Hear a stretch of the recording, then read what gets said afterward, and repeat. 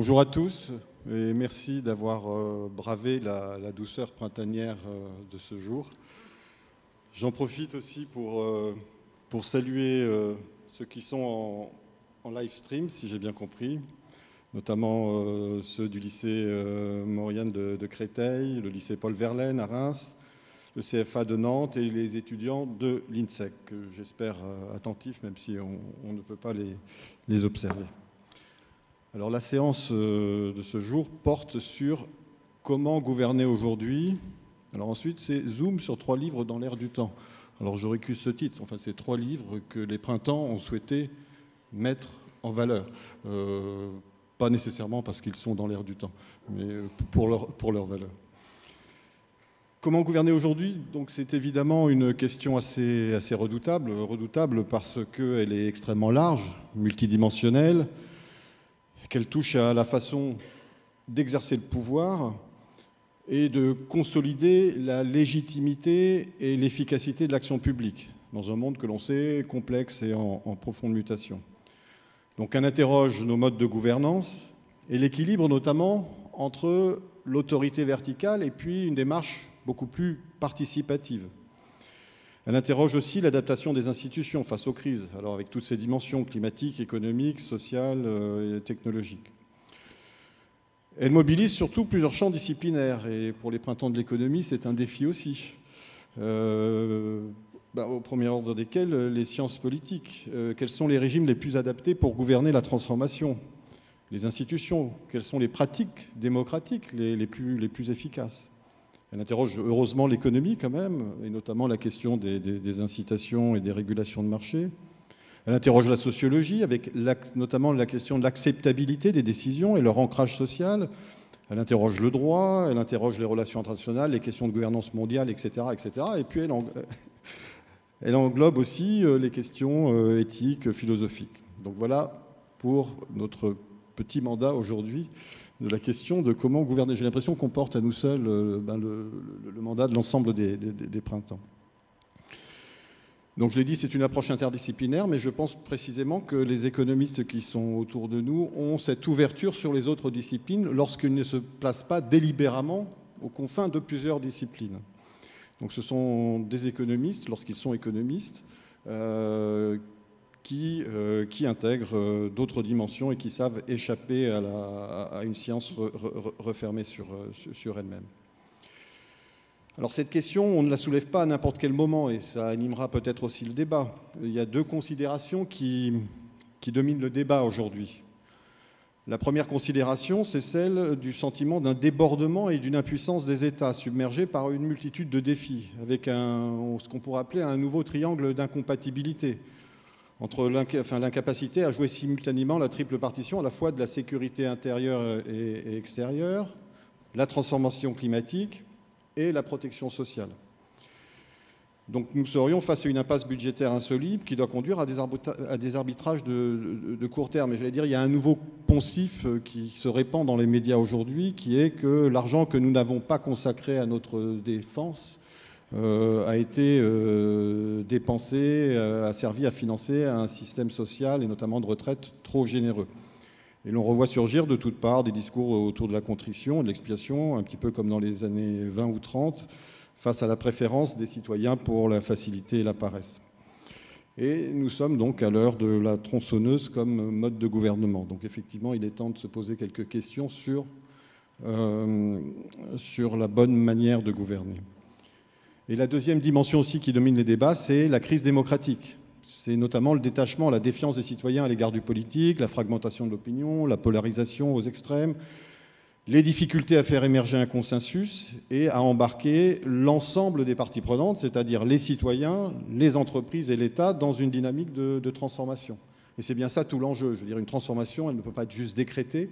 Il faut véritablement qu'elle embarque l'ensemble des acteurs et du corps social.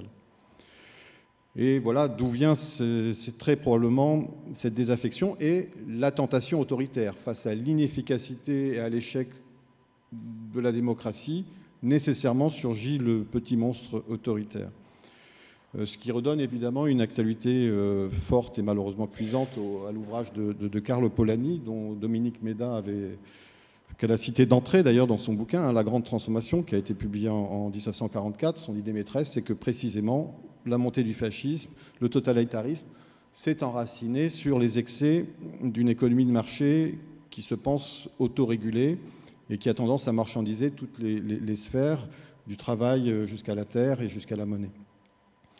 Donc quelque part, nous posons cette question du bien gouverner ou du comment gouverner dans une séquence qui ressemble ou qui pourrait s'apparenter à celle de l'entre-deux-guerres, avec une nouvelle sainte alliance qui ressurgit entre le monde des affaires, les États autoritaires et un retour aussi de l'ordre moral et parfois même des ordres religieux. D'où cette question, probablement aussi, qui peut créer un lien entre ces livres, c'est comment réencastrer l'économie dans des finalités sociales et environnementales, et peut-être même des enjeux géostratégiques, et ne pas uniquement les soumettre à la question de la maximisation du profit et de la valeur actionnariale. Donc, puisque la question est précisément d'embarquer l'ensemble de la société et créer une véritable synergie, eh bien, il nous faut créer non pas un discours politique, non pas sur le mode accusatoire et punitif, celui de la menace. Si vous ne faites pas, alors on va s'effondrer, alors on va décliner, alors on va dans le mur, mais autour de quelque chose qui relève du désir. Les trois ouvrages donc, ont ce point commun, je l'ai déjà dit, hein, ils sont écrits par des chercheurs qui sont aux confins de plusieurs disciplines, qui s'ouvrent à différentes dimensions et qui ont probablement justement cette capacité à interroger l'économie en questionnant, en se posant la question du corps social et de ses attentes. Alors je ne vais pas présenter, je pense que c'est une perte de temps de présenter les auteurs, puisque de toute façon, hein, vous les avez sur toutes les présentations. Je dois quand même excuser Dominique Méda, qui était prévu lors de cette session, qui a eu un empêchement de dernière minute. Et qui fait malheureusement que notre plateau est entièrement masculin. Donc elle nous a poussé à la faute. C'est peut-être le seul reproche que je lui ferai. Sachez néanmoins qu'au moins 2 des 3 ouvrages abordent la question de la parité. Donc c'est un petit peu malheureux de présenter cette question uniquement entre hommes. Mais bon. Alors, place aux ouvrages maintenant, j'ai longuement parlé et trop parlé certainement, et je commencerai peut-être par celui qui s'enracine sur la question politique et la question démocratique, c'est-à-dire le bouquin Gouverner la démocratie, un enjeu crucial. Donc un livre original parce que j'ai l'impression qu'il est écrit par des économistes, donc c'est véritablement, et qui s'ouvre à cette question politique qui est améliorer le fonctionnement démocratique de nos économies. C'est un livre qui aborde justement différents aspects des pratiques démocratiques, les conventions citoyennes, notamment concernant le climat, qui aborde des questions en matière de pratique du vote, de politique de parité, l'impact des réseaux sociaux comme forum de construction de l'opinion, et la démocratie au sein de l'entreprise. Donc autant de dimensions qui permettent de penser la concertation et d'associer davantage les parties prenantes. Donc bien, je vous laisse la parole maintenant pour présenter peut-être dans sa globalité d'abord les intentions et le contenu de cet ouvrage. Merci Olivier et merci au Printemps pour cette invitation. Alors bon, c'est la faute en quelque sorte à pas de chance, parce que c'est donc cet ouvrage Gouverner est en fait un ouvrage collectif. On l'a coédité avec Claudia Segni, qui a au total 8 autrices et auteurs, donc 3 auteureux et 5 auteurs. Et le hasard, en quelque sorte, des présentations fait qu'aujourd'hui, on se retrouve à deux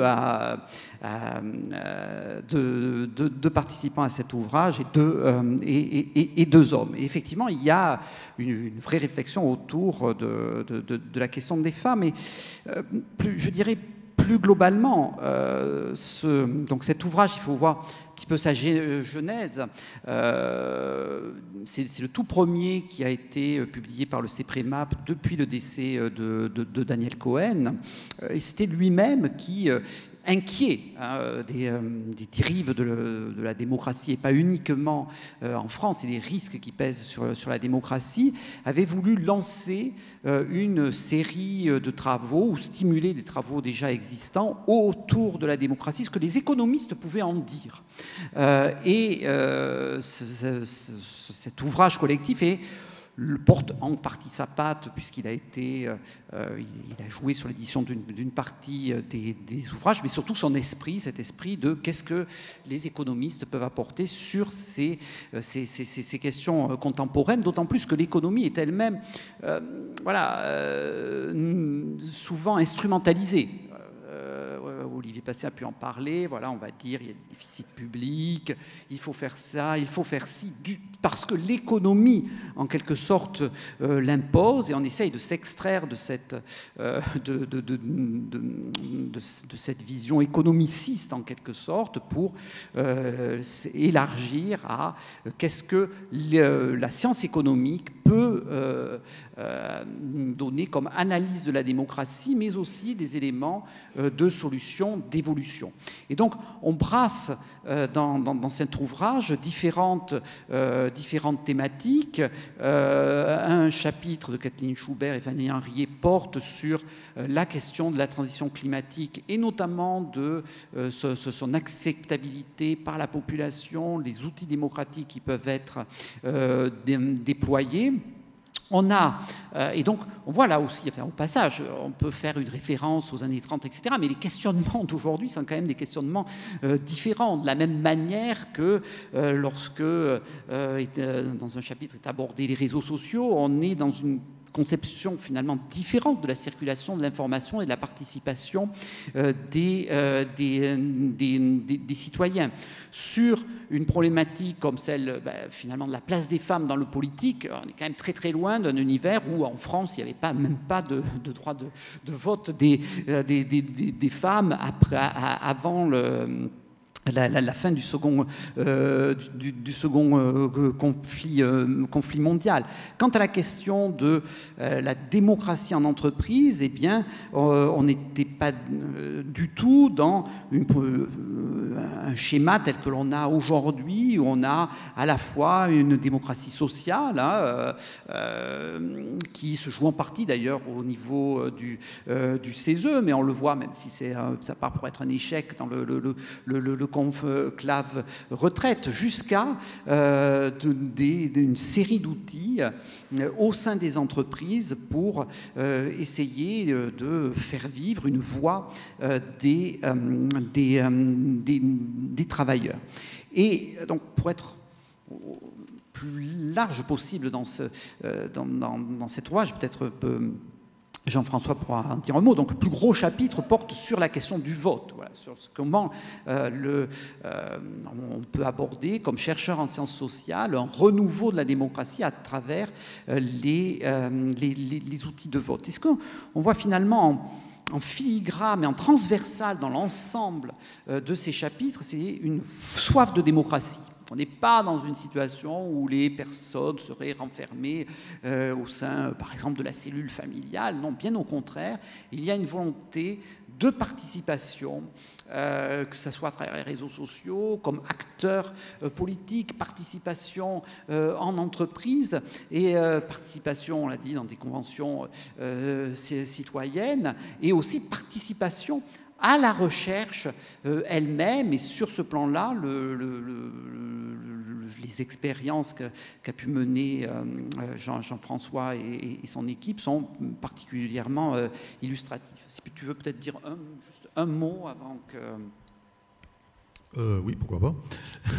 Donc d'abord, ça fait plaisir d'être là, dans cet auditorium où j'ai cet hémicycle. J'ai passé quelques temps, justement, pendant la Convention citoyenne pour le climat, à observer les gens. Donc, la Convention citoyenne pour le climat, c'était un exercice particulier de démocratie. L'histoire de du vote et des modes de scrutin, c'est un autre exercice de démocratie. Et donc effectivement, c'est un sujet tout à fait intéressant et passionnant qui a été abordé par les économistes et d'autres. Preuve qu'aucun sujet n'est tabou pour les économistes. En fait, je ne sais pas si je suis vraiment économiste en abordant ce sujet. C'est une bonne question. Visiblement, le sujet ne traite pas des échanges de biens marchands, de monnaie et de quantité. Il parle d'interaction entre les gens, de rapport entre les gens et les institutions qui les entourent. Et en fait, les économistes se sont toujours intéressés à ça, à la fois dans l'analyse en détail de ce qui se passe au niveau des petites institutions, que ce soit une entreprise, une assemblée, un groupe, etc., et au niveau plus global, sur la réflexion sur la société en général. Donc il n'y a pas de souci à être économiste et à aborder ce genre de choses. Et même les économistes ont un certain nombre de plus à apporter par rapport au reste des sciences sociales. Non pas que les autres fassent moins, mais chacun arrive avec un petit peu ses méthodes, et les méthodes de l'économie sont très variables. Elles peuvent être d'observation quantitative, hein. Souvent on dit c'est ça, les économistes ils savent faire des statistiques, mais ça peut être aussi de réflexion philosophique, d'analyse mathématique sans statistiques du tout, voire d'enquête psychologique et d'expériences de toutes sortes, quoi. Alors voilà pour ce premier ouvrage, et je passe maintenant au second ouvrage de François Lévesque, qui est un ouvrage en fait, alors, on ne va pas dire qu'il s'inscrit dans la réflexion sur comment gouverner, mais c'est un livre très détonnant en fait, très certainement dérangeant, je pense, pour beaucoup, qui pose la question climatique et qui ouvre une perspective qui est souvent esquivée en fait, et qui rompt surtout avec l'énoncé et la pédagogie climatique sur le mode catastrophiste, qui consiste à dire il faut empêcher le réchauffement ou c'est foutu, quoi. Et là, il nous invite à penser le bien-être social dans un contexte de réchauffement inexorable. Alors, non pas maximal, mais en tous les cas de prendre cette réalité et de la regarder en face. Non pas seulement comme un facteur de chaos, mais comme finalement un problème abordable. Là aussi, en s'ouvrant sur énormément de disciplines et de constats scientifiques en matière de santé, en matière agricole, etc. Et quelque part, quand on lit cet ouvrage, on se dit que nous disposons de moyens pour nous adapter. Même peut-être parfois on s'inquiète un peu, parce qu'on se dit, est-ce qu'au fond, on n'a pas davantage de moyens pour s'adapter que de moyens pour empêcher le réchauffement. Cela dit, et je le dis d'emblée, parce que c'est pas il le dit, il met en alerte sur le fait que ce sont deux fronts qu'il faut aborder, l'atténuation et l'adaptation.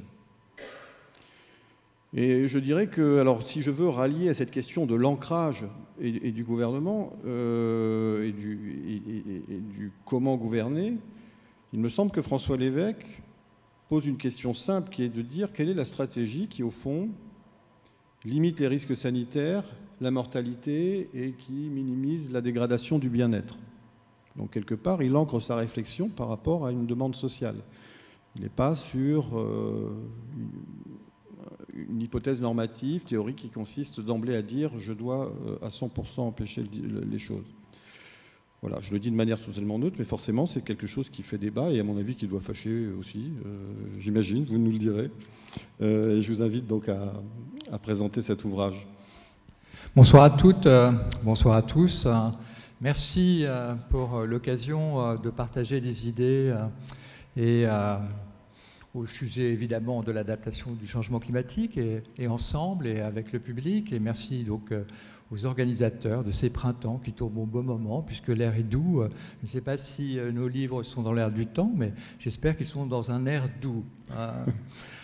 Merci donc aux organisateurs et à Pierre Pascal et son équipe. Merci pour cette introduction. Les livres, vous le savez, n'appartiennent plus à leurs auteurs dès qu'ils sont publiés. Et c'est toujours très agréable d'entendre des interprétations, finalement.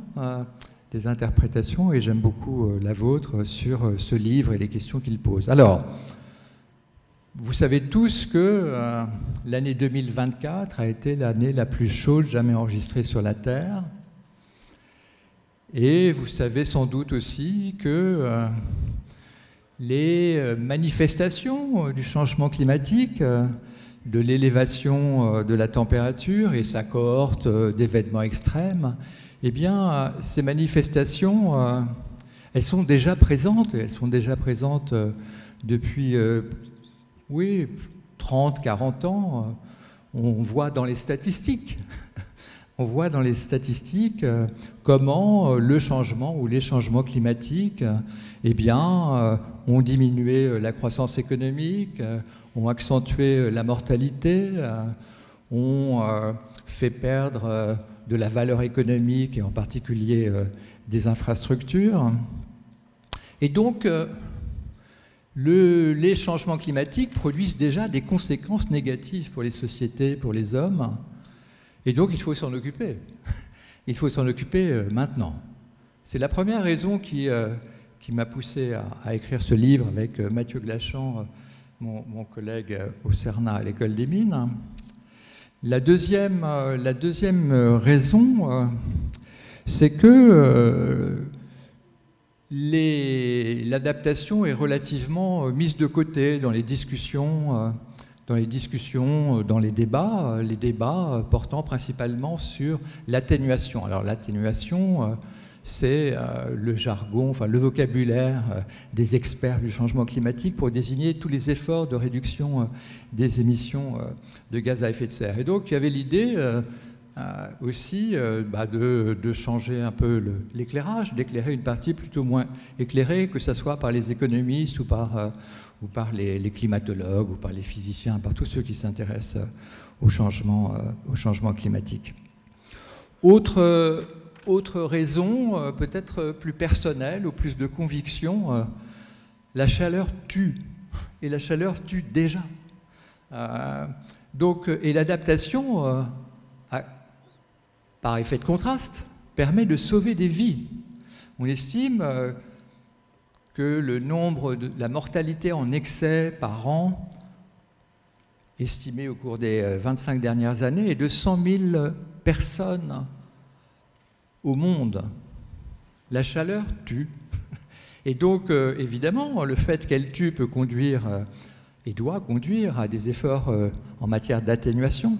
Mais comme elle tue maintenant, il faut aussi faire des efforts d'adaptation. Et là, je donnerai quelques exemples qui rendent peut-être le ciel noir du changement climatique un peu, enfin, avec une tache de bleu. Vous vous rappelez sans doute de la canicule en 2003 en France et en Europe? Eh bien, cette vague de chaleur a conduit à 15 000 décès en excès. Eh bien, aujourd'hui, on calcule, on estime que des vagues de chaleur de même intensité se traduisent par 3 fois moins de décès en excès. Et pourquoi? Intuitivement, vous le savez pourquoi. Simplement parce qu'il y a des plans anti-canicule, parce que des informations ont été diffusées auprès des personnes. Je suis sûr que vous téléphonez à vos parents âgés ou à vos amis âgés en leur rappelant les règles de base lorsqu'il y a des vagues de chaleur, qu'il faut évidemment boire un peu plus ces jours-là. Vos amis plus jeunes, vous leur dites sans doute de ne pas aller faire leur jogging régulier. Enfin voilà. Donc, et puis dans les EHPAD, il y a cette obligation d'avoir au moins une pièce climatisée. Et donc c'est formidable de ce point de vue-là. Donc l'adaptation, c'est souvent un bruit de fond qu'on n'entend pas beaucoup, mais qui permet de sauver des vies. Alors pas simplement sauver des vies, c'est aussi bien évidemment faire en sorte que des destructions d'infrastructures par les événements extrêmes soit réduite. Et c'est aussi évidemment des destructions de croissance économique, des destructions de richesses, des destructions d'infrastructures, des destructions d'écosystèmes. Voilà, donc voilà ce qui nous a motivés pour consacrer finalement plus de 200 pages au thème de l'adaptation au changement climatique et de lire beaucoup de publications scientifiques, d'économistes, mais aussi beaucoup venant d'autres disciplines. Alors, quelques mots sur le contenu. Le contenu comporte deux volets, en fait. Un premier volet qui est une série d'études de cas, c'est-à-dire qui expose quels sont les dommages et quelles sont les solutions d'adaptation pour une agriculture fragilisée par le changement climatique, quels sont les dommages et quelles sont les solutions d'adaptation en matière pour faire face à l'élévation du niveau des océans, quels sont les dommages et quelles sont les solutions d'adaptation face aux feux de forêt, etc. Donc il y a 5 ou 6 études de cas qui décrivent, qui analysent et qui montrent ce qui peut être fait, et ce qui peut être fait, encore une fois, pour réduire les dommages. Et puis il y a un second volet, qui porte sur des questions générales, des questions débattues. Alors il y a la question de l'adaptation et du développement économique. Et cette question-là, c'est, voilà, est-ce que les pays riches ont plus d'occasions et d'opportunités pour s'adapter que les pays de basse latitude? Je rappelle que les pays de basse latitude sont à la fois les plus exposés, les plus vulnérables, parce que l'adaptation coûte de l'argent et ils sont les moins à même de s'adapter au changement climatique. Et puis, historiquement, évidemment, ce sont des pays qui ont très peu contribué aux émissions de carbone. Donc là, premier débat qui est adressé. Deuxième débat, c'est les politiques d'adaptation, en fait. La semaine dernière a été publié le plan national d'adaptation au changement climatique en France. Et vous verrez que c'est très ennuyeux à lire. Et c'est forcément très ennuyeux à lire. Pourquoi? Parce que c'est un catalogue de mesures. Et parce que l'adaptation ne passe pas par les mêmes techniques, ne passe pas par les mêmes mesures, si c'est l'agriculture, si c'est s'adapter à l'élévation du niveau de la mer, etc. Et donc, un plan national, ne critiquez pas, on peut le critiquer pour d'autres choses, mais ne critiquez pas le plan national d'adaptation au changement climatique, parce qu'il est très ennuyeux à lire. C'est un catalogue, et les catalogues sont ennuyeux à lire. Troisième débat, c'est le débat entre atténuation et adaptation. Et donc là, l'éclairage est sans doute un peu nouveau, ou en tout cas peut polémiquer ou être à l'origine de polémiques.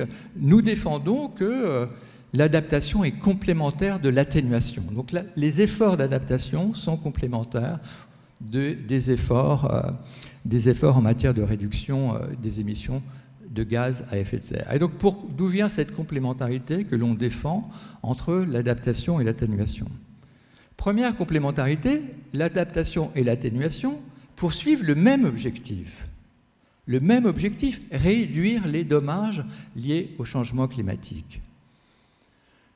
Bien évidemment, elles le font de façon différente, parce que l'adaptation s'intéresse aux conséquences, alors que l'atténuation, la réduction des émissions de gaz à effet de serre, elle se traduira par une température moins élevée, et bien évidemment, elle s'attaque aux causes. Premier élément de complémentarité, l'objectif poursuivi est le même si la façon de faire est évidemment différente. Deuxième niveau de complémentarité entre l'adaptation et l'atténuation, l'adaptation, c'est ici et maintenant. L'adaptation, c'est forcément des bénéfices locaux. Donc les gens qui se protègent par des digues d'une élévation du niveau de l'océan et d'inondations côtières, eh bien, ça a un bénéfice local. L'adaptation est locale, c'est ici et c'est maintenant. C'est pour sauver des vies humaines maintenant, principalement. Alors que l'atténuation, elle est de long terme et de très long terme, et l'atténuation, elle bénéficie à l'ensemble des terriens d'aujourd'hui et à l'ensemble des terriens de demain. Donc il y a une complémentarité, j'allais dire, spatio-temporelle entre l'adaptation et l'atténuation.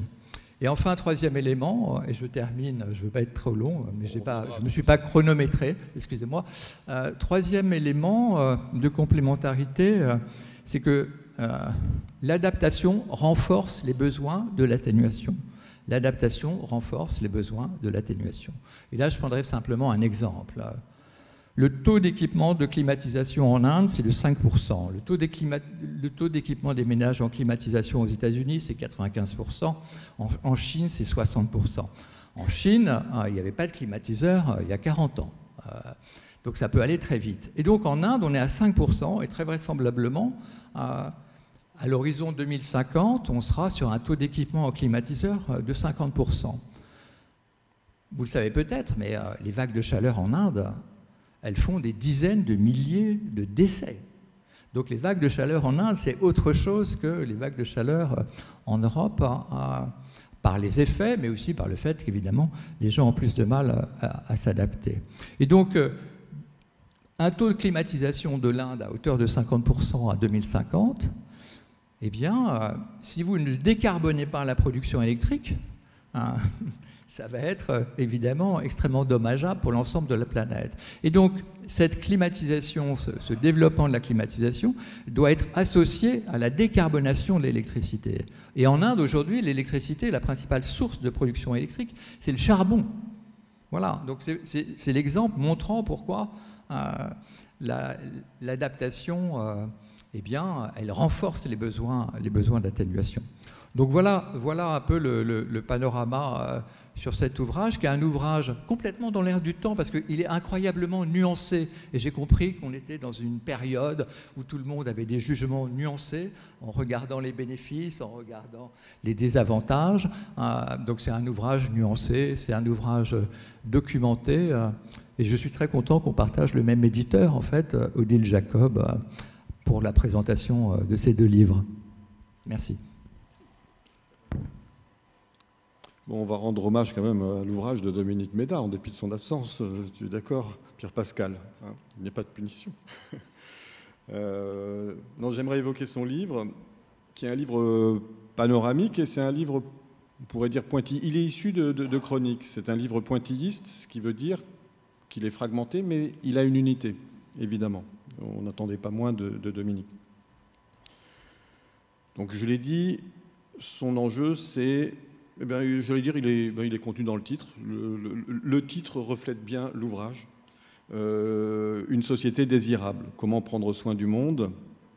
Quelque part, elle nous dit, de manière implicite, qu'on ne gouverne pas avec un pistolet sur la tempe. C'est-à-dire avec toujours l'injonction de se réformer, de devoir renoncer à une partie de son bien-être pour uniquement éviter une catastrophe ou une punition, etc. Et c'est évidemment très souvent la pédagogie aujourd'hui et la désaffection par rapport aux politiques. La difficulté de gouverner vient aussi de cette grande difficulté à bâtir un discours qui soit capable d'embarquer le consentement et les énergies.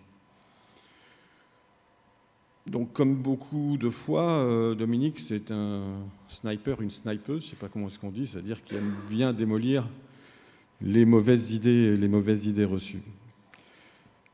Alors, elle part bien sûr d'un premier constat, j'allais dire qui peut sembler banal, hein, qui est de dire nous vivons une triple crise, une crise du travail, une crise de l'État-providence et une crise écologique.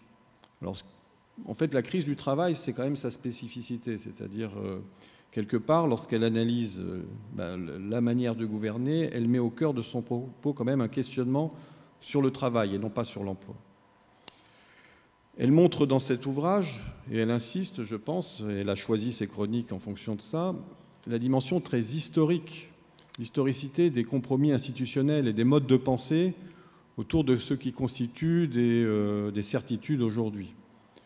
Bon, elle rappelle quand même qu'on est passé en l'espace de 40 ans du consensus de Philadelphie après-guerre, qui met en place la protection sociale élargie, etc., au consensus de Washington, qui bascule plutôt vers une vision en faveur de l'autonomie, de la responsabilité individuelle, et qui s'attaque assez frontalement aux États-providence. Elle rappelle aussi la diversité des modèles sociaux et surtout leur évolution dans le temps, qui nous achemine aujourd'hui plutôt vers des modèles de flexi-sécurité dont elle rappelle qu'ils sont à la fois très attractifs, mais que c'est aussi une manière pour les États de reprendre la main sur leur financement et de sortir du jeu les syndicats et quelque part c'est un recul de la cogestion aussi. Elle nous rappelle aussi que l'entreprise est une notion qui a évolué et que son mode de gouvernance aussi a évolué à travers l'histoire. Et que l'entreprise dont parlait Galbraith, dominée par la technostructure, c'est plus tout à fait la même entreprise que celle d'aujourd'hui qui est plutôt dominée par la gouvernance actionnariale. Bon, il y a plein de passages très intéressants dans son bouquin, et en particulier l'hommage qu'elle rend à la réflexion de Foucault sur le néolibéralisme, qui effectivement, formulé dans les années 70, nous indique par sa justesse que beaucoup de choses étaient déjà contenues dès l'origine dans ce corpus de pensée. Si elle nous rappelle l'historicité et la non-permanence de tout ça et le caractère évolutif, c'est, pour revenir à quelque chose qui lui tient à cœur, c'est qu'une autre politique est possible et que les ordres institutionnels et que nos modes de pensée ne sont pas figés. Et alors là, évidemment, elle s'en donne un cœur joie et c'est là qu'elle passe dans sa dimension de snipeuse, tant pis si le mot n'existe pas, en déconstruisant tout ce qu'elle considère comme des constructions fausses et qui détournent l'action publique. Donc, en implicite, pour elle, mal gouverner, c'est de partir des mauvaises hypothèses ou des mauvais diagnostics, et notamment dans sa sphère, qui est la sphère sociale, et en particulier de mauvaises accusations adressées au travail, au manque d'appétence pour le travail. Pour elle, il y a une vraie crise du travail. Elle est au cœur de beaucoup de choses. Une vraie souffrance au travail, une pénibilité dont elle rappelle qu'elle est genrée, c'est-à-dire qu'elle ne prend pas les mêmes formes selon que l'on est homme ou femme.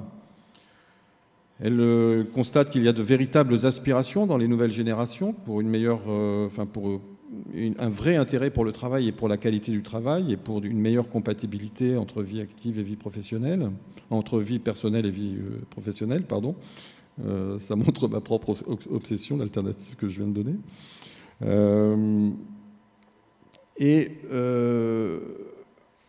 Ce qu'elle considère véritablement problématique aujourd'hui, ce qu'elle considère erroné en revanche, c'est ce procès fait en paresse qui fausse l'approche et mettre au cœur des difficultés de l'État, la désappétence des gens pour le travail, on va dire leur paresse, et cet appel constant à « il faut travailler davantage, sinon nous n'allons pas nous en sortir », elle considère que c'est une mauvaise base de travail. Et évidemment, elle nous invite au contraire à remobiliser, à redonner du contenu au travail, et c'est bien ça l'enjeu. Ce qu'elle conteste aussi, c'est cette fausse menace d'une éviction de l'homme par la technique, et notamment par le numérique. Autant d'hypothèses qui sont très prégnantes et qui nous conduisent à de faux procès, à une mauvaise approche de la politique. Donc son but, c'est bien sûr, et je l'ai dit, puisqu'elle cite Polanyi d'entrée, c'est de réencastrer l'économie, c'est de concevoir des politiques articulées à la demande sociale et à la conservation de la nature. Et elle nous appelle, et je reprends ces termes, sortir des passions tristes pour construire des passions joyeuses. Autour de la notion, et là je ne développerai pas parce que ceux qui connaissent Dominique Méda connaissent toutes ces idées, autour de la notion de post-croissance. La post-croissance qui n'est pas nécessairement, elle n'est pas très conclusive, qui n'est pas nécessairement de la décroissance, mais on va dire en un mot une croissance qualitative. Mais là, moi je ne me permets pas d'en parler à sa place parce que je crois que je serais maladroit.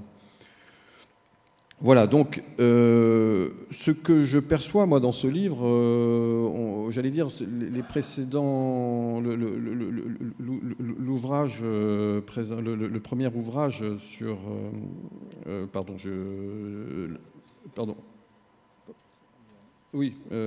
gouverner, pardon, prenez le problème à la racine. Et là, j'allais dire, elle nous invite cette fois-ci, à formuler des projets attractifs et non punitifs, quelque part. Voilà. Et qui soient fondés sur un diagnostic et une attention fine aux difficultés du corps social. Alors, J'aimerais maintenant, sur la base de ces 3 présentations, revenir et focaliser sur des questions un petit peu plus partielles, plus précises.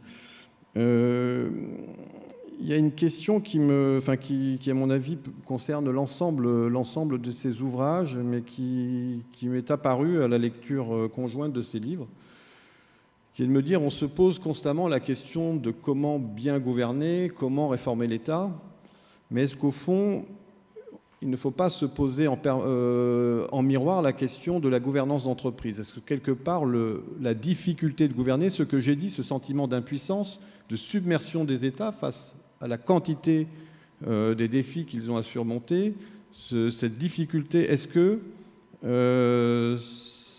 ça n'est pas lié aussi à la manière dont on envisage les responsabilités de la sphère privée? Et la surcharge de l'État n'est-elle pas le reflet d'une décharge aussi des agents privés par rapport à leurs responsabilités?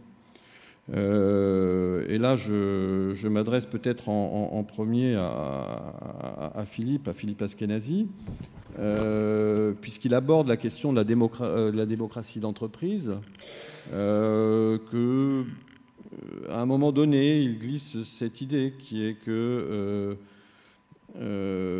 les politiques, primes d'activité, etc., l'impôt négatif, il y a énormément de coûts liés au fait que dans ce déséquilibre entre le capital et le travail, et dans, on va dire, ce mauvais traitement du travail, il y a des coûts qui sont portés ensuite, une sorte de cofinancement ou d'appui qui coûte cher aussi à la politique sociale. Mais j'aimerais bien qu'il élargisse ce débat sur cette complémentarité entre les 2 dimensions, c'est-à-dire démocratie d'entreprise et la manière d'aborder la démocratie au niveau de l'État.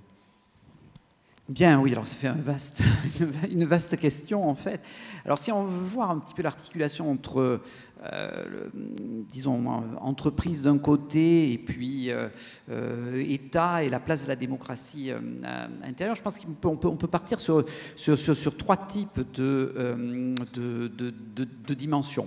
Peut-être la première, c'est de revenir sur cet aspect un petit peu budgétaire, ces blocages, on n'a pas assez d'argent, etc., pour avoir quand même conscience que finalement, ce qui est créé par le système économique actuel et où donc il y a un rôle central des entreprises et notamment des grandes entreprises, c'est quand même un schéma qui pousse à une inégalité de la distribution, ce qu'on appelle primaire des revenus, qui est croissante.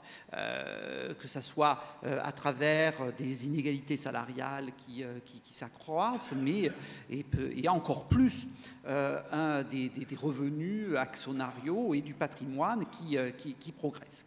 Mais finalement, et Olivier en parlait, du questionnement des États-providence, ils sont non seulement attaqués d'un point de vue idéologique, mais justement du fait même de ces augmentations de ces inégalités, puisqu'elles créent mécaniquement une situation où les États doivent en permanence compenser ces inégalités, c'est-à-dire de plus avoir, puisqu'il y a des inégalités primaires importantes, il faut les compenser par un outil, des outils redistributifs pour abaisser les inégalités donc après redistribution et faire en sorte qu'il y ait un minimum de partage d'une certaine forme de prospérité ou bien des efforts de la population. Donc ça, c'est un premier aspect sur lequel il faut réfléchir à travers cette question du partage primaire et finalement d'une responsabilité globale du système capitaliste que l'on a aujourd'hui, en dehors même de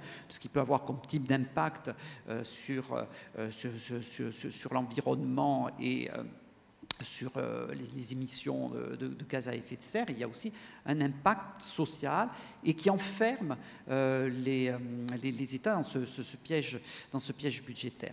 Il y a un second aspect qui est celui d'entreprises qui finalement attendent beaucoup de l'État. C'est assez étonnant, hein, voilà, on parle de néolibéralisme, etc. Mais vous voyez, dès qu'il y a une crise, eh bien, on va se tourner vers l'État, que ce soit une crise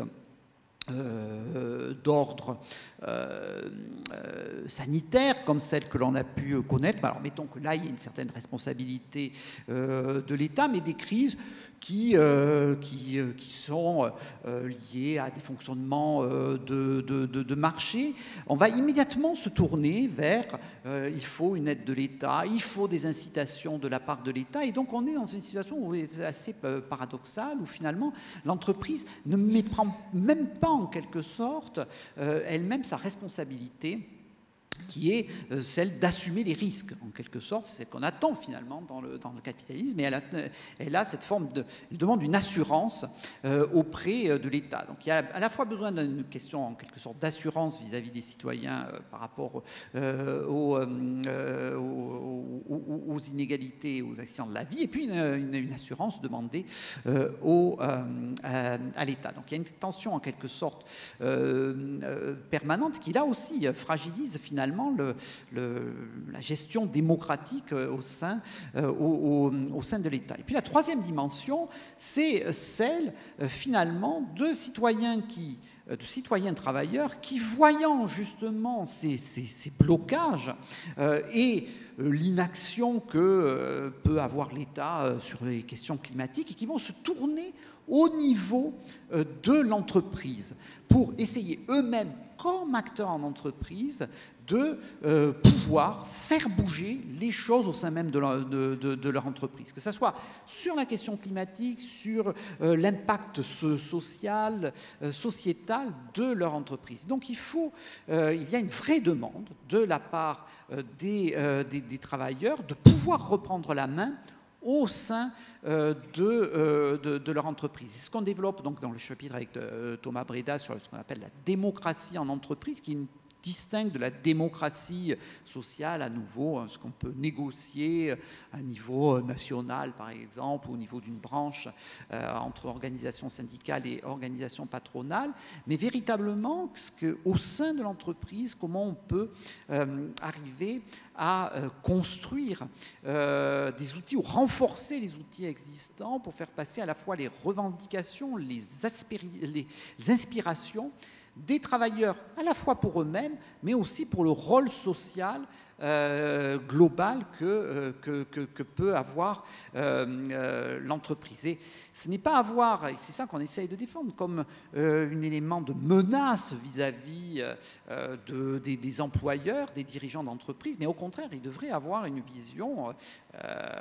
qui est celle d'une grande complémentarité entre ce que peut apporter cette démocratie interne à l'entreprise, pour le fonctionnement même de l'entreprise, et finalement aussi pour son rôle au sein de la société. Donc on essaye de tenir l'ensemble de ces bouts, et c'est peut-être qu'on recherche aussi globalement dans l'ouvrage, c'est que voilà, les économistes peuvent aider à essayer de penser avec d'autres sens sociaux des portes pour raffermir la démocratie partout, et y compris au sein de l'entreprise.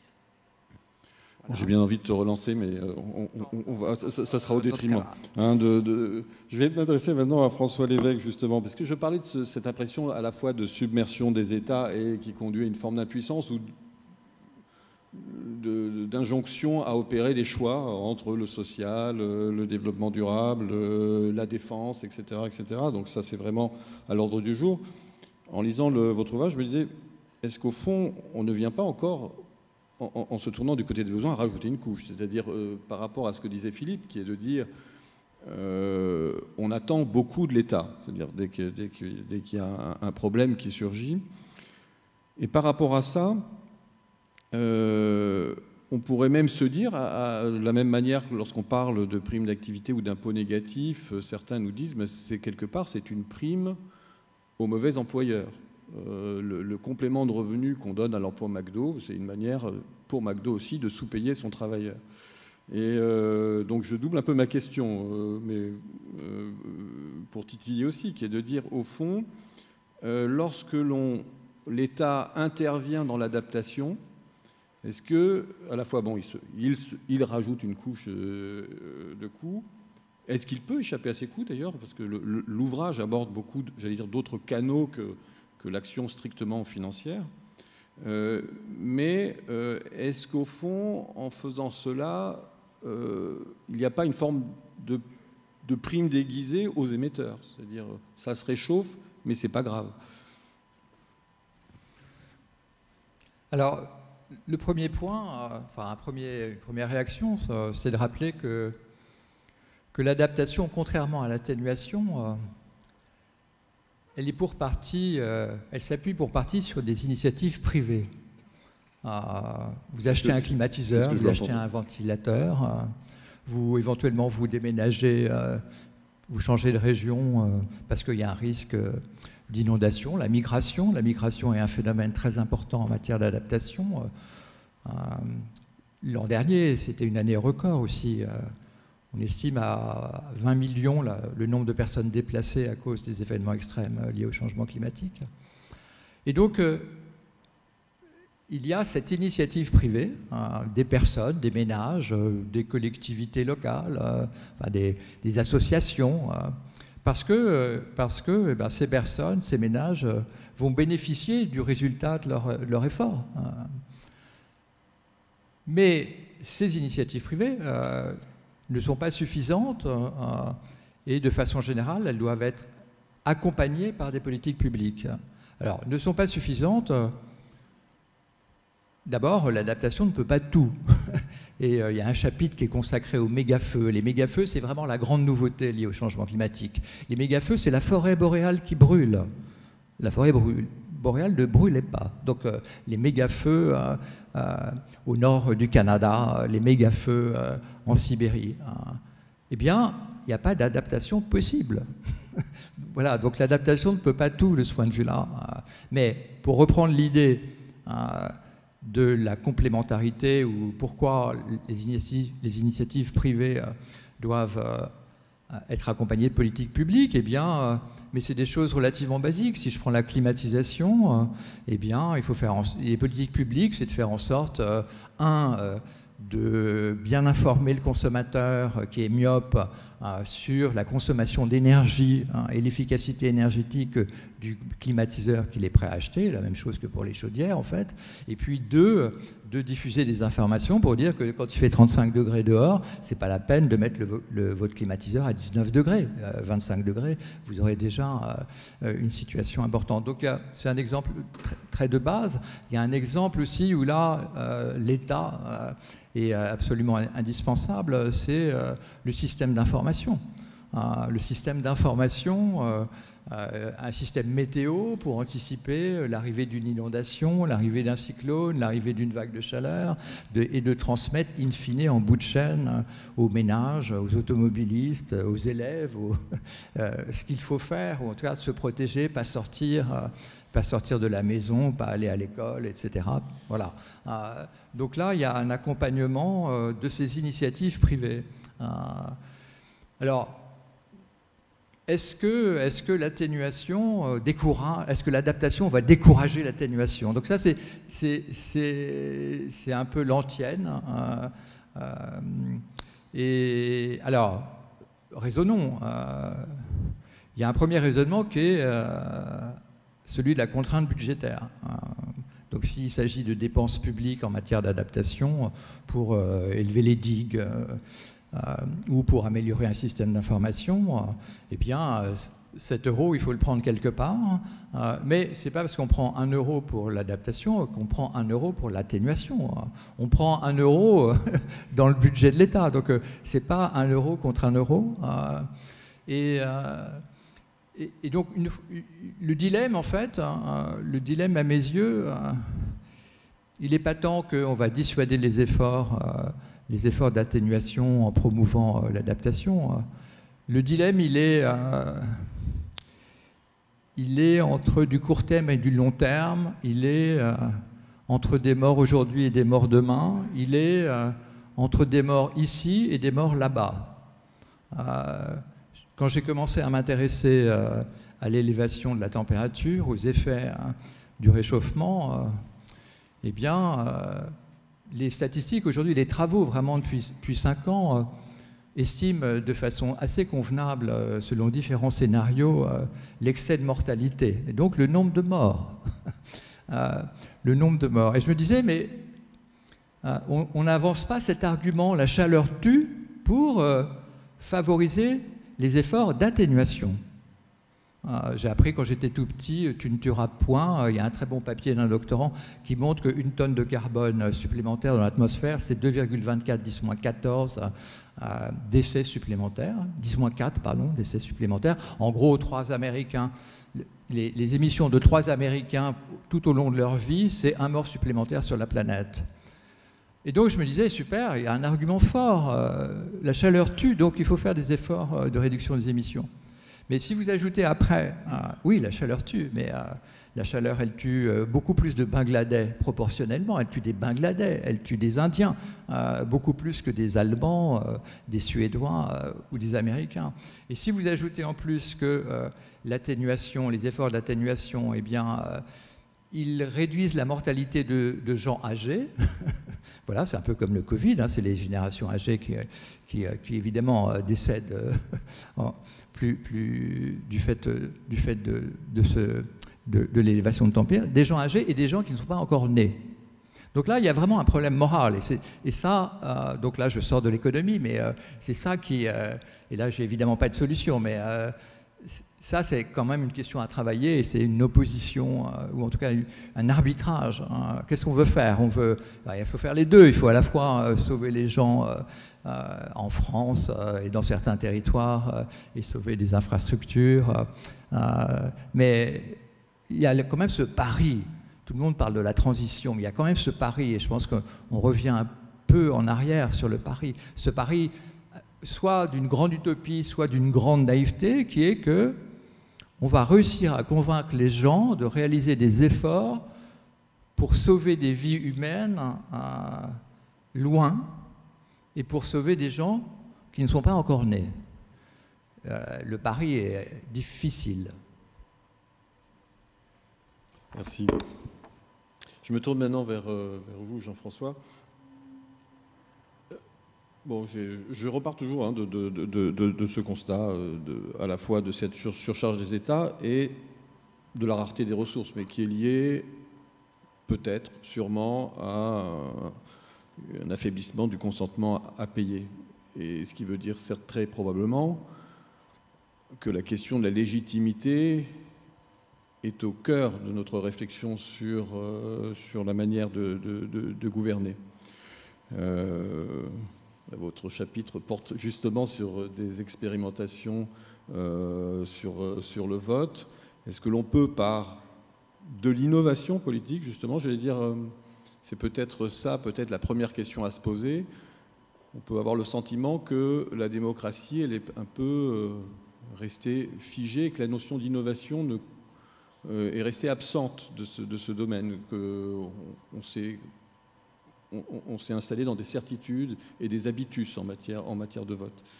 Alors, quels sont les enseignements, justement, de ces expérimentations? Oui, je vais répondre, pas directement, mais je vais répondre en rebondissant sur la question de la démocratie en entreprise. Donc, moi, je ne connais pas très bien la démocratie en entreprise, mais en ayant beaucoup interrogé les gens sur la démocratie, regardez qu'est-ce que c'est, je vois que qu'est-ce que c'est pour les gens la démocratie et qu'est-ce qui fait qu'il y a une demande de démocratie. Eh bien, c'est l'idée que je veux participer. La démocratie, c'est d'abord avoir un peu de pouvoir. De toute façon, toutes ces histoires sont des histoires de pouvoir. La démocratie, c'est avoir un peu de pouvoir, et c'est pas tellement, ou c'est pas uniquement le pouvoir du peuple, comme on dit quelquefois, ça c'est en politique, mais c'est le pouvoir de chacun. Et donc, ici, au CESE, là, on a vu, pendant la Convention citoyenne, un exercice de démocratie avec ces choses merveilleuses et d'autres qui étaient témoins. Et on a vu à quel point les gens qui étaient les 150, comme on disait, hein, les participants à la Convention citoyenne pour le climat, étaient embarqués dans un truc qui était, pour la quasi-totalité d'entre eux, extraordinaire, et qu'ils ont compris comme un véritable exercice de démocratie. En quoi a consisté l'exercice pour eux? C'est de s'approprier le fait d'être en situation de pouvoir. C'est-à-dire qu'il y avait quelque chose à faire collectivement, et donc des choses à comprendre. Il fallait se renseigner, il fallait comprendre que on n'était pas tous d'accord, qu'on avait peut-être des buts différents, etc. etc. C'est ça vraiment la démocratie en pratique. Et donc, ça se confirme aussi au niveau politique. Hein. Si on voit qu'est-ce que les gens pensent de la démocratie en tant que gestion de la commune ou en tant que gestion de l'État et des choses comme ça, on obtient des choses différentes. Plus c'est proche d'eux, plus ils sont pour. Et donc, pour la question des entreprises, ça c'est très intéressant parce que, et ça rebondit sur pas mal de choses que vous avez au moins mentionnées de loin, la place de l'entreprise, la compréhension par les citoyens de qu'est-ce que c'est l'entreprise, qu'est-ce que c'est cette espèce de manière qu'on a de s'organiser, hein, quelles sont les difficultés que ça pose. Ça, c'est quelque chose qui est très variable d'un pays à l'autre. Et donc, visiblement, avec à comparer États-Unis et France, visiblement, on a un problème de ce côté-là. Donc, alors il y a quand même la moitié des gens qui ne travaillent pas dans des entreprises en France, et puis encore une autre moitié des gens qui ne travaillent pas du tout. Donc, finalement, mais il y a quand même beaucoup de gens, quand même, qui normalement devraient savoir comment ça fonctionne et donc devraient avoir des idées comment ça devrait fonctionner mieux, etc. Et donc, moi j'ai une question pour Philippe, sans pouvoir capturer le truc, mais donc est-ce qu'on peut développer la démocratie dans l'entreprise avec cette idée que, en donnant du pouvoir aux gens, on va aussi arriver à leur donner une compréhension plus raisonnable qui va peut-être diffuser après dans la société de comment fonctionne notre système économique. On fait comme ça? Bah, je sais pas, moi. La question me convient tout à fait, mais d'ailleurs elle est... Oui, alors là, pour essayer de répondre à la question, enfin, moi je dirais que, en tout cas, c'est vrai que l'on parle beaucoup de démocratie en entreprise, mais ça peut tout à fait s'appliquer aussi dans le monde du public. Hein, voilà, c'est, disons, des organisations, même si on a beaucoup plus travaillé, Thomas Breda et moi-même, sur le cas des entreprises, il n'y a pas de raison que ça ne se généralise pas à tous les lieux, en quelque sorte, de travail, et même, voilà, au sein même d'une part de l'entrepreneuriat, et toutes les réflexions des auto-entrepreneurs, il y a aussi comment ils peuvent s'organiser, porter une voix, etc. Donc c'est quelque chose d'extrêmement large. Alors la question économique c'est ça qui a en fait de frappant. Une grande partie des travailleurs ont en fait une connaissance empirique de l'économie absolument remarquable. Et c'est plutôt comment mettre, et ça je pense que ça a été en partie certainement vu lors des conventions citoyennes. Il y avait des experts en face, mais eux-mêmes apportaient leur expertise. Et ce qu'on voit de manière systématique sur les lieux de travail, il y a une très grande expertise de la part de chacun sur son propre travail, sur l'organisation de l'entreprise et même sur l'organisation économique elle-même. Donc on est face à des travailleurs citoyens, quelles que soient les organisations, qui sont en fait en capacité de penser. Il ne faut pas nécessairement toujours se dire comment on va les éduquer, etc., mais eux-mêmes sont en capacité de se mettre en quelque sorte en action. Donc la question est véritablement plutôt d'essayer de construire, de comment faire pour construire un élément donc démocratique, enfin voilà, justement, chacun a une part en quelque sorte d'éléments de décision, de pouvoir, alors je ne sais pas, enfin en tout cas de levier. Et là, une partie de nos réflexions sont sur, puisqu'on est dans un monde où aujourd'hui, que ce soit dans le public ou dans le privé, on a essentiellement donc une démocratie dite représentative, où on va avoir des représentants du personnel, comment arriver à rénover cette représentation. Et donc ça doit déjà démarrer par essayer de réfléchir quels sont les obstacles aujourd'hui à cette rénovation. Donc on fait d'assez longs développements sur la question de la discrimination syndicale qui est extrêmement présente en France, mais aussi dans d'autres pays, qui est déjà un nœud en soi qui empêche finalement de faire émerger de nouvelles générations de représentants ou de prendre tout simplement une voie en entreprise. Et les choses, on parle de la réforme de 2008, de représentativité syndicale et de ses effets, mais les choses sont très très fragiles. Lorsqu'on regarde les enquêtes conditions de travail, on s'aperçoit qu'on a l'impression que le taux de syndicalisation baisse. Mais c'est surtout la part des travailleurs qui ne veulent pas répondre à la question qui augmente. Comme si on avait de plus en plus peur, finalement, de révéler, que l'on soit syndiqué ou pas, mais en tout cas de ne pas répondre à ce type de questions. Donc, lever en quelque sorte, déjà, la peur, c'est un premier élément et sur lequel il devrait y avoir à la fois ça dépasse en quelque sorte les économies, et ça renvoie aux partenaires sociaux. Ici on est au CESE, mais à leur fonctionnement global, mais aussi en interne, et peut-être à trouver d'autres voies en parallèle à celle de l'entreprise. Il y a des réflexions aujourd'hui, par exemple, est-ce qu'on ne pourrait pas faire des conventions citoyennes d'entreprise, c'est-à-dire que les organisations syndicales, si elles ne pourraient pas dire on va proposer à des salariés, que l'employeur le veuille ou pas, qu'il y ait des éléments où il y aurait ce socle-là, en quelque sorte, renouvelé, qui ne soit pas uniquement je suis représentant avec ma légitimité démocratique parce que j'ai reçu tant et tant de voix, mais aussi j'ai une légitimité qui vient de ces assemblées d'experts de l'entreprise que sont les salariés pour porter à la fois des revendications, des solutions.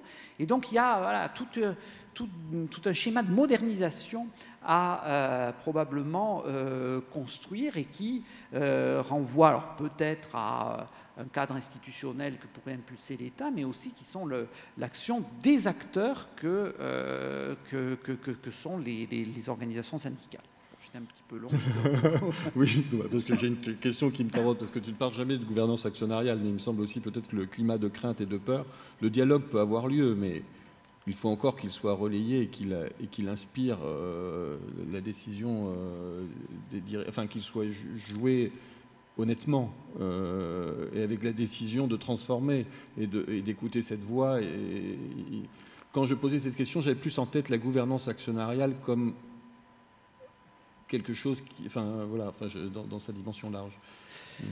Mais oui, alors déjà, il faut être relativement clair. Beaucoup parlent même gouvernance actionnariale, même démocratie actionnariale, etc. L'actionnariat en lui-même, même lorsqu'il y a des représentants salariés, n'a rien de démocratique, puisque c'est pas un homme, une voix. C'est véritablement, c'est chaque fois proportionnel au paquet d'actions dont on dispose. Donc, il y a toujours une très très grande fragilité en soi de qu'est-ce que peut être la gouvernance actionnariale et quel peut être son apport. Et ce que l'on voit quand même dans la plupart des travaux, dès qu'il y a une présence, même des éléments en quelque sorte, on pourrait dire, de cogestion, de présence de représentants du salarié au sein même des directions d'entreprises qui soient représentants d'actionnaires où on a du mal à voir un schéma où il y ait en fait de véritables leviers à ce type d'outils. Et je dirais on a eu la vision d'une Allemagne où la cogestion serait solution de tout, mais on voit bien qu'elle n'a pas du tout échappé à une série de crises qui commençaient à arriver dans l'industrie allemande et que l'on voit aujourd'hui extrêmement prégnantes. On pourrait en parler longtemps, mais je voulais surtout entendre parler du vote par évaluation quand même. Ah oui, c'est ça. Donc, j'ai pas... Oui, alors le vote par évaluation, vous le définirez, mais c'est surtout, on va dire, la question évidente pour celui qui ne connaît pas, c'est-à-dire moi, c'est est-ce que je détiens un instrument qui permet de faire émerger davantage un consensus et la deuxième question que je me pose, c'est est-ce que ce consensus, c'est un consensus mou, c'est-à-dire c'est du en même temps, c'est-à-dire les candidats qui proposent du en même temps, c'est-à-dire qui proposent des amalgames consensuels, mais qui n'ont pas la force de la cohérence. D'accord. Donc le chapitre dans ce livre est consacré à un mode de scrutin essentiellement destiné à élire une personne en une fois, typiquement l'élection d'un président, le président de la République française ou autre. Et donc là, ce chapitre décrit des années de travail qui ont fait appel à des techniques d'observation assez variées, à des réflexions philosophiques, à de la théorie basée sur la théorie politique et l'observation du comportement des gens. Et petit à petit, il y a une espèce de consensus mou du personnel académique pour dire qu'il y a peut-être une bonne idée là-dedans qui consiste à dire que quand vous devez voter pour élire une personne, le mieux, ce serait peut-être de laisser les gens voter pour plusieurs personnes simultanément, ce qui est assez bizarre. Mais en fait, ça marche pas mal. Et donc, si vous allez lire ce chapitre, ou simplement si vous commencez les 3 premières pages, c'est tellement passionnant que vous allez tout lire et vous saurez tout sur ce sujet. Alors, ce qu'on a observé petit à petit, et qu'on a fini par bien comprendre quand même, c'est qu'effectivement, cette technique d'évaluer de manière très frustre tous les possibles, mais les lecteurs, devant sa responsabilité, qui je choisis de soutenir, même si je peux en soutenir plusieurs. Et donc, ce qui se passe quand on fait ça, ça fait que beaucoup de gens vont dire qu'ils préfèrent, mais aussi le deuxième ou le troisième qu'ils accepteraient quand même.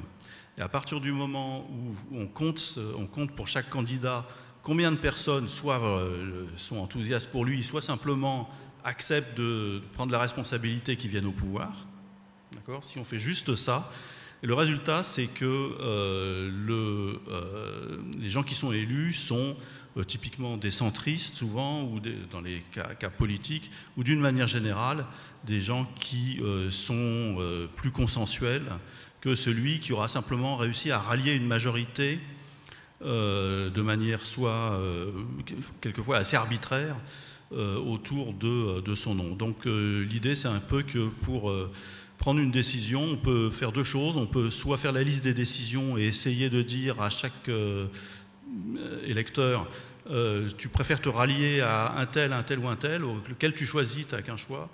Ou bien si on peut dire, mais voilà, dis-nous quand même un peu ceux que tu accepterais de soutenir et ceux pour lesquels, une fois qu'ils sont élus, tu devras dire, ah moi j'ai voté pour lui. C'est 2 choses assez différentes et la deuxième en fait marche très bien. Et donc on démontre ça et à la fois par la réflexion, l'observation et ces techniques d'expérimentation. Donc c'est de l'expérimentation en sciences sociales, sachant que ces choses-là sont assez peu utilisées. Donc c'est assez intéressant aussi de voir comment on peut innover sur un point technique. Il n'est pas question de dire que ça représente l'essentiel de la démocratie, ces histoires-là. C'est juste une technique de compter les votes. Et donc le sujet du mode de scrutin, c'est un sujet qui rend fou, comme on dit souvent. Ça passionne les gens.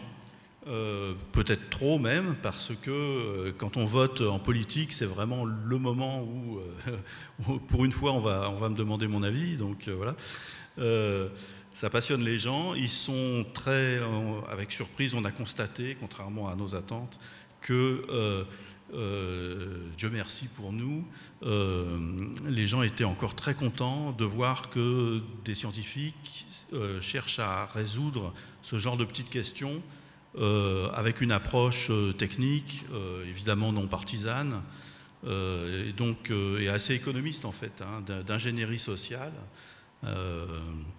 Donc quand on fait des expériences avec les gens, ils sont toujours assez enthousiastes de participer à ces expériences pour nous dire comment ils voteraient avec un truc comme ça. Votre conviction à vous, est-ce qu'on peut faire des progrès quelque part, enfin quelque chose qu'on pourrait assimiler à un progrès, c'est-à-dire... Oui, tout à fait. Donc je pense que dans l'organisation de la société, il faut avoir des grands buts, il faut avoir des visions à long terme, etc. Mais il y a aussi des choses concrètes, il y a des choses simples, il y a des choses qu'on pourrait appeler techniques, et que sur ces aspects-là, quelquefois, on voit clairement « Ah bah, telle technique est meilleure que telle autre hein. ». Et donc, je pourrais revenir, par exemple, dans les débats de la Convention citoyenne pour le climat, il y avait des techniciens, c'était les gens qui étaient en charge de donner la parole aux diverses personnes et à organiser un peu, sans prendre position, le débat. Et ça, c'est une manière de faire. Ces gens sont des professionnels, et moi, je voyais que, bon Dieu, mais ils y arrivaient bien. C'était vraiment extraordinaire. Moi, si j'avais essayé de faire ça, j'aurais jamais su. Et donc, ils ont un savoir-faire, ils ont observé qu'il y a des choses qui marchent et qui ne marchent pas. Et donc, il y a des aspects techniques dans la gestion de la société. Le mode de scrutin, ça fait partie de ça, c'est quelque chose de technique. Et il y a des modes de scrutin qui sont meilleurs que d'autres, ça j'en suis persuadé. D'accord. Est-ce que quelqu'un, d'ailleurs, on se rapproche quand même de la fin, il reste une dizaine de minutes, est-ce que quelqu'un veut relancer un des intervenants sur une question qui le préoccupe? Peut-être avant, j'ai une question, enfin j'ai un commentaire sur les modes de scrutin. Oui, beaucoup du débat porte sur l'État versus l'individu, en fait. Et il y a évidemment beaucoup d'autres organisations, et vous avez dit à un moment qu'il fallait élever le niveau d'analyse, ou en tout cas il fallait considérer aussi autre chose que l'État, autre chose que les entreprises. Et il me semble, est-ce que ce serait peut-être intéressant de vulgariser certains modes de scrutin ou de vote auprès d'associations. Dans les associations non lucratives, et la France est parsemée, inondée d'associations, il y a des votes qui se font.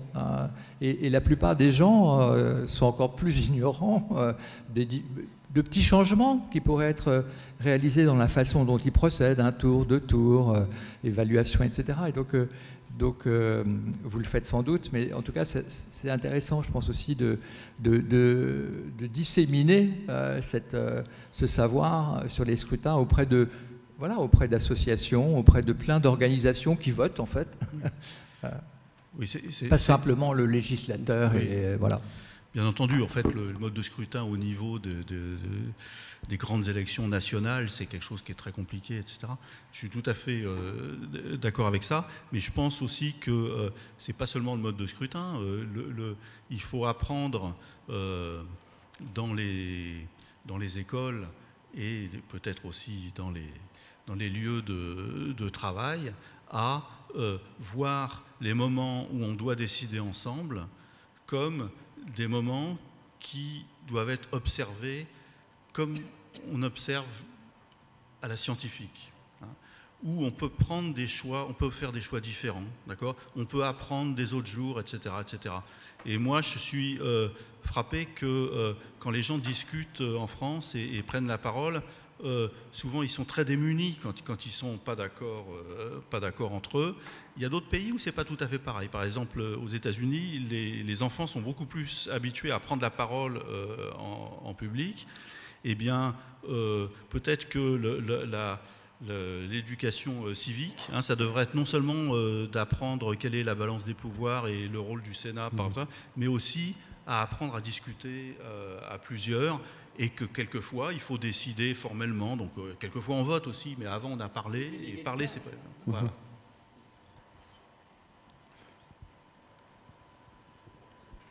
Oui, merci pour toutes ces approches.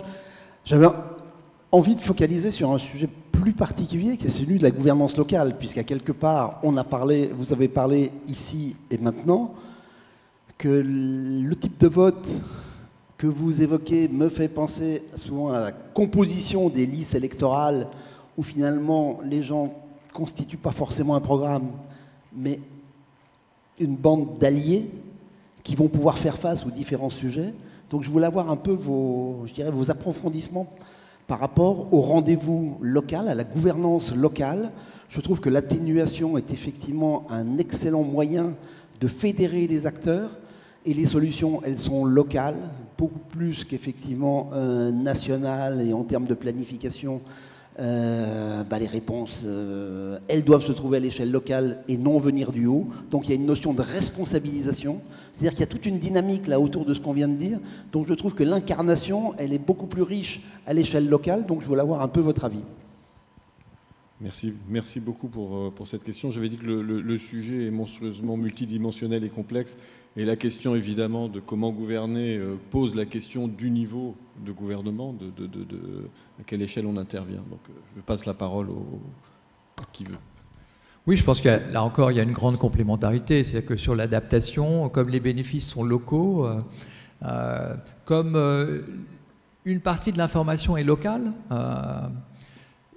c'est un niveau qui est absolument essentiel. Ceci dit, la complémentarité avec un niveau au-dessus, il est notamment quand même sur les informations générales. C'est-à-dire que l'information, la collectivité locale, il faut l'équiper, il faut lui donner des informations très précises sur les risques locaux, sur les risques d'inondation ou sur les risques d'incendie. Et ça, là, il y a une partie de l'information, c'est-à-dire qu'il faut des collectivités locales convenablement informées par un système d'information qui est évidemment national, centralisé, ne serait-ce que le système météo, parce que l'adaptation, les solutions, les dommages et les solutions dépendent du niveau local, donc, et les bénéfices retombent au niveau local. Donc c'est vraiment l'échelle clé, mais il ne faut pas oublier qu'il y a des informations pour équiper et pour faire en sorte que les décisions locales soient mieux prises. Il y a aussi quand même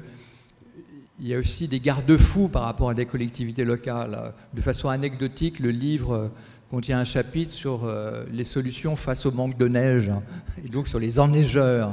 Notre conclusion ne vous surprendra pas si vous êtes économiste. Notre conclusion, c'est si les collectivités locales veulent s'équiper d'enneigeurs, elles s'équipent d'enneigeurs, mais je ne vois pas pourquoi le contribuable national et le contribuable régional paieraient des enneigeurs, ce qui est la situation d'aujourd'hui.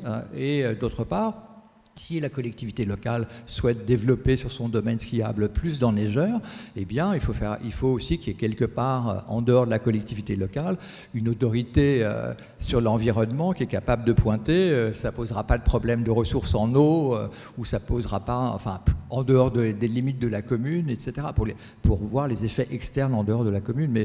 Mais donc, en tout cas, l'assemblage, l'architecture, paraît relativement simple à mettre en place à l'échelle locale, complétée par une échelle extérieure, parce que évidemment l'échelle locale, c'est le bénéfice local. Donc si le bénéfice local, c'est avec des effets négatifs sur les autres collectivités locales, ça ne va pas. Oui.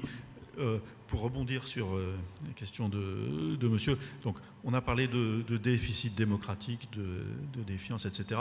Donc de fait, tout le monde constate que les citoyens râlent à propos de la démocratie au niveau national, au niveau régional. Par contre, ils sont très contents de leur démocratie au niveau local. Donc raisonnablement, on devrait se dire, ok, c'est ça qu'il faut regarder. C'est pour apprendre qu'est-ce qui marche, qu'est-ce qui ne marche pas. Et effectivement, c'est ce que vous avez dit, les listes qui se proposent dans les petites communes, les gens ont bien l'idée, ah oui, c'est normal qu'il y ait une liste parce qu'il faut qu'ils soient plusieurs, parce qu'ils vont devoir... mais ça ne les empêche pas de pouvoir, dans les petites communes, donner leur avis de manière assez fine.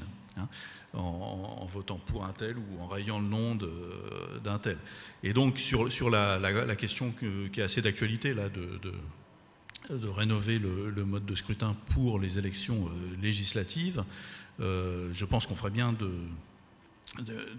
s'inspirer de ça, c'est-à-dire d'avoir des possibilités de s'exprimer finement sur les candidats, d'accord ?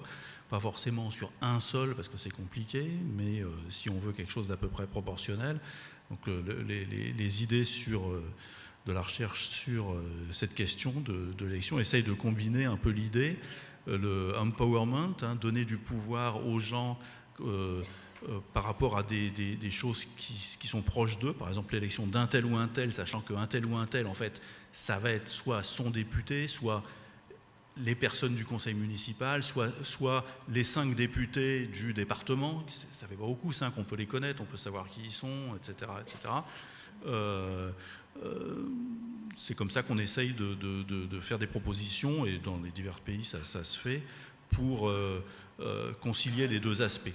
Qu'on ait à la fois une proximité de l'électeur par rapport aux élus, donc à ses élus, d'accord, et puis une représentation moderne, proportionnelle. Ce n'est pas le sujet du livre là, mais c'est un autre sujet sur les modes de scrutin. Nous arrivons à la fin de cette séance. Il me semble que les horaires sont... Pardon. Oui, nous arrivons à la fin de cette séance et les horaires sont stricts, il me semble, le soir. Il faut boucler en temps et en heure. D'accord.